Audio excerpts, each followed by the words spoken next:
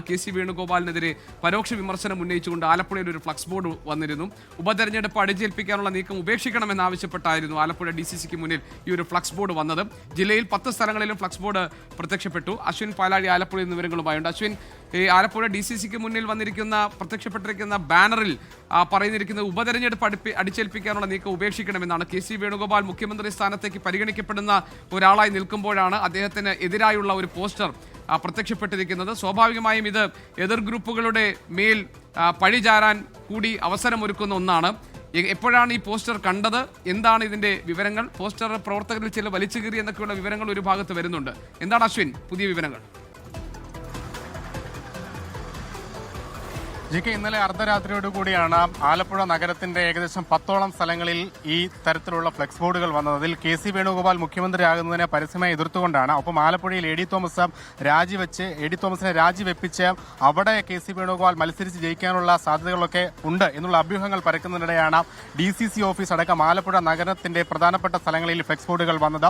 ഇവിടെ നമുക്ക് കാണാവുന്നതുപോലെ K C. വേണുഗോപാലിന്റെ flex DCCക്ക് തൊട്ടു മുന്നിലുണ്ട്. അത് നയിച്ചവൻ നായകൻ എന്നുള്ള പേരിലാണ്. The real hero Indian national കോൺഗ്രസിന്റെ പേരിൽ കെ.സി. വേണുഗോപാലിനെ അനുകൂലിച്ചുകൊണ്ട് വലിയൊരു ഫ്ലെക്സ് ബോർഡ് ഉണ്ട്. ഒപ്പം പ്രധാനപ്പെട്ട എല്ലാ നേതാക്കളുടെയും ഫോട്ടോകൾ വെച്ചുകൊണ്ടുള്ള ഫ്ലെക്സ് ബോർഡ് DCCയുടേതായ പേരിൽ ഇവിടെ ഉണ്ട്. അത് കെ.സി. വേണുഗോപാൽ, വി.ഡി. സതീശൻ, രമേശ് ചെന്നിത്തല, സണ്ണി ജോസഫ് അടക്കമുള്ള ആളുകളുടെ ഫോട്ടോകൾ വെച്ചുള്ളതാണ്. അതിനിടെയാണ് ഈ കെ.സി. വേണുഗോപാലിനെതിരെ പരസ്യമായി പറഞ്ഞുകൊണ്ട് എ.ഡി. തോമസിനെ രാജിവെപ്പിക്കാനുള്ള നീക്കങ്ങൾ ഉപേക്ഷിക്കണമെന്നൊക്കെ പറഞ്ഞുകൊണ്ട് ഫ്ലെക്സ് ബോർഡുകൾ വന്നത്. എന്തായാലും പ്രവർത്തകർ തന്നെ, UDFന്റെ നേതാക്കൾ തന്നെ ഇതെല്ലാം വലിച്ചു കീറുകയും ചെയ്തു. ഇത് ആരാണ് ഇതിന് പിന്നിൽ എന്നുള്ള കാര്യത്തിൽ ഇതൊക്കെ സാമൂഹ്യ വിരുദ്ധരായ ആളുകൾ ചെയ്യുന്നതാണ്. കാരണം ഈ കെ.സി. വേണുഗോപാലിനെ പോലെ ഉന്നതമായ ഒരു നേതാവ്, പാർട്ടിക്ക് വേണ്ടി കഠിനാധ്വാനം ചെയ്യുന്ന ഒരു നേതാവിനെതിരെ ഞങ്ങൾ CCTV ഫുട്ടേജ് ഉൾപ്പെടെ ഞങ്ങളുടെ കിട്ടിയിട്ടുണ്ട്. ഇതെല്ലാം കോൺഗ്രസ്സുകാരും കൃത്യമായി സാമൂഹ്യ വിരുദ്ധർ ഇതൊക്കെ ചെയ്യുന്നതാണ്. കെ.സി. വേണുഗോപാലിന് ഇവിടെ ആരും എതിരുമില്ല. പുള്ളി എല്ലാവർക്കും ഒരു പിന്തുണയായി നിൽക്കുന്ന നേതാവാണ്. അതുപോലെ ഈ DCCക്ക് തൊട്ട് മുമ്പിലിരിക്കുന്ന വലിയ ഫ്ലെക്സ് നയിച്ചവൻ നായകൻ റിയൽ ഹീറോ എന്നുള്ളതാണ്. അതൊക്കെ ആരാധകർ ഒത്തിരി പോകുന്നില്ല. നാട് മുഴുക്ക അദ്ദേഹത്തിന്റെ ആരാധകരാണ്. അതാരെങ്കിലും ഒക്കെ വെക്കുന്നതായിരിക്കും. അതിനപ്പുറം പാർട്ടി എ.ഡി. തോമസ് രാജിവെക്കുന്ന കാര്യങ്ങളൊക്കെയാണ് ഫ്ലെക്സ് ബോർഡിൽ പറഞ്ഞിരിക്കുന്നത്. കെട്ടിച്ചമച്ചിരിക്കുന്ന കഥയാണെന്ന്. അങ്ങനെ ഒന്നുമില്ല. കെ.സി. വേണുഗോപാൽ സമുന്നതനായ നേതാവാണ്. ഇന്ത്യ ഒട്ടാകെ അദ്ദേഹത്തിന്റെ വേരുകളുള്ളതാണ്. കേരളത്തിലെ ഈ തെരഞ്ഞെടുപ്പിലെ വിജയത്തിന്റെ ഏറ്റവും വലിയ ശില്പി കെ.സി. വേണുഗോപാലാണ്. ആരും തർക്കമില്ല. മുഖ്യമന്ത്രി സ്ഥാനത്തേക്ക് വരണമെന്നുള്ളൊരു പൊതുവികാരം, ആ വികാരം ഞാൻ പാർട്ടി തീരുമാനിക്കും. പാർട്ടിയുടെ ഹൈക്കമാൻഡാണ് ആ കാര്യം തീരുമാനിക്കും. ഓക്കെ, എന്തായാലും ഇതാണ് ഈ കോൺഗ്രസ് പ്രവർത്തകരാണ്, നേതാക്കളാണ് ഇപ്പോൾ ആ ഫ്ലെക്സ് ബോർഡുകൾ കീറിക്കളഞ്ഞത്. എന്തായാലും അതിന് പിന്നിൽ കോൺഗ്രസുമായി ബന്ധമുള്ള ആരുമില്ല എന്നുള്ളതാണ് പറയുന്നത്. ഇപ്പോൾ CCTV ദൃശ്യങ്ങളടക്കം ശേഖരിച്ച് ആരാണ് ഇതിന് പിന്നിൽ എന്നുള്ള അന്വേഷണത്തിലാണ് കോൺഗ്രസ് പ്രവർത്തകരും നേതാക്കളും.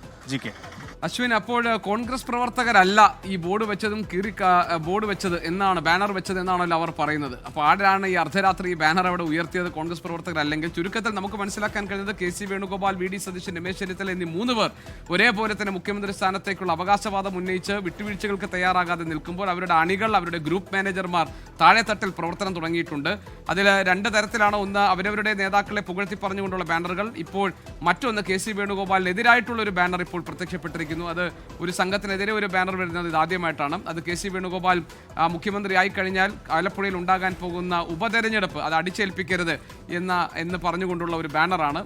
ഉറപ്പായും അത് കെ.സി. വേണുഗോപാലിനെതിരായി ഉള്ള ഒരു ബാനറാണ്. ആ ബാനർ ഇപ്പോൾ പ്രവർത്തകർ അല്ലെങ്കിൽ കെ.സി. അനുകൂലികൾ, അദ്ദേഹത്തിന്റെ ആരാധകർ, പാർട്ടിയിൽ അദ്ദേഹത്തിന്റെ നേതൃത്വത്തെ അംഗീകരിച്ചവർ ഇപ്പോൾ എത്തി അത് വലിച്ചു കീറിയിരിക്കുന്നു. അവർ നൽകിയ പ്രതികരണമാണ് ഇപ്പോൾ നമ്മൾ കണ്ടത്. കെ.സിക്ക് നാടെമ്പാടും ആരാധകരുണ്ടെന്നും രാജ്യത്തെമ്പാടും വേരുകളുള്ള നേതാവാണ് കെ.സി എന്നും ഈ വിജയത്തിന്റെ വിജയശില്പി കെ.സി. വേണുഗോപാലാണെന്ന കാര്യത്തിൽ ആർക്കാണ് തർക്കം എന്നുമാണ് കെ.സി. വേണുഗോപാലിനെ അനുകൂലിക്കുന്ന കോൺഗ്രസിലെ താഴെത്തട്ടിലെ പ്രവർത്തകർ ഇപ്പോൾ പ്രതികരിച്ച് നമ്മൾ കണ്ടത്. ആലപ്പുഴയിൽ നിന്ന് അശ്വിൻ പാലാഴി ഞങ്ങളുടെ പ്രതിനിധിയാണ് വിവരങ്ങൾ നൽകിയത്. ഇന്നലെ അർദ്ധരാത്രിയാണ് കെ.സി. വേണുഗോപാൽ മുഖ്യമന്ത്രിയായി കഴിഞ്ഞാൽ വരാൻ സാധ്യതയുള്ള ഉപതെരഞ്ഞെടുപ്പിനെ കുറിച്ചുള്ള സൂചന നൽകിക്കൊണ്ട് അങ്ങനെ ഒരു ഉപതെരഞ്ഞെടുപ്പ് ആലപ്പുഴയിൽ അടിച്ചേൽപ്പിക്കരുത് എന്ന് പറഞ്ഞുകൊണ്ടുള്ള ഒരു ബാനർ അവിടെ പ്രത്യക്ഷപ്പെട്ടത്. ഏതായാലും ACC നിരീക്ഷകരെത്തി MLA-മാരുടെ അഭിപ്രായം തേടുന്നതിനിടയിൽ ഗ്രൂപ്പ് മാനേജർമാർ അവരവരുടെ ആളുകൾക്ക് വേണ്ടിയുള്ള പ്രവർത്തനങ്ങൾ സജീവമാക്കിയിട്ടുണ്ട്. അത് ഫ്ലക്സ് ബോർഡുകളായും ബാനറുകളായും പോസ്റ്ററുകളായും ഒക്കെ പലയിടങ്ങളിലും പ്രത്യക്ഷപ്പെടുന്ന കാഴ്ചകൾ നമ്മൾ കണ്ടു. ആ അനുഭവങ്ങളായിരുന്നു കഴിഞ്ഞ ദിവസങ്ങളിൽ ഉണ്ടായിരുന്നത്. ഇന്നത് തെരുവിലിറങ്ങി കോൺഗ്രസ് പ്രവർത്തകർ ഇപ്പോൾ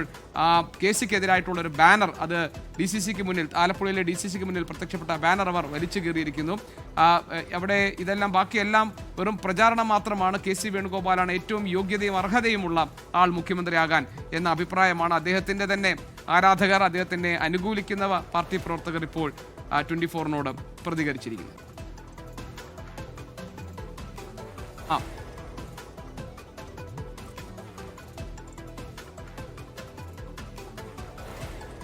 ഏതായാലും കോൺഗ്രസിൽ ആരായിരിക്കും ഇനി മുഖ്യമന്ത്രിയാകാൻ വരുന്നത്, UDF മുഖ്യമന്ത്രി ആരായിരിക്കും എന്ന കാര്യത്തിലുള്ള തർക്കങ്ങൾ നിലനിൽക്കുന്നു, അഭ്യൂഹങ്ങൾ നിലനിൽക്കുന്നു, ആശയക്കുഴപ്പം നിൽക്കുന്നു, അവ്യക്തത നിലനിൽക്കുന്നു. ആ കാര്യത്തിൽ തീരുമാനം ഉണ്ടാകണമെങ്കിൽ AICCയുടെ നടപടിക്രമങ്ങൾ പൂർത്തിയാകണം. അതായത് AICC അധ്യക്ഷന്റെ കാര്യങ്ങൾ തീരുമാനിക്കട്ടെ എന്ന ഒരു പ്രമേയം ഇപ്പോൾ CLP മീറ്റിംഗിൽ പാസ്സായിരിക്കുന്നു.